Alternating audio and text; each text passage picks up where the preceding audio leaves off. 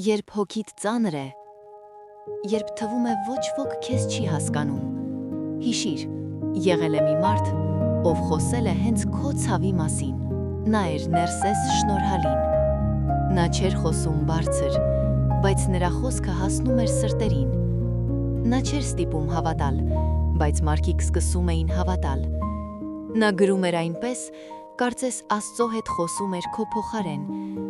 եւ ամեն բառի մեջ կար մխիթարություն։ Նա մեզ թողեց մի պարզ ճշմարտություն, որ նույնիսկ ամենախոր մթության մեջ լույսը չի մարում, եթե դու չես թողնում այն։ Ամբողջական տեսանյութը կարող եք դիտել Իմ ալիքում տեսանյութերի բաժնում։ Շնորհակալություն դիտելու համար։ Բաժանորդագրվեք ալիքին։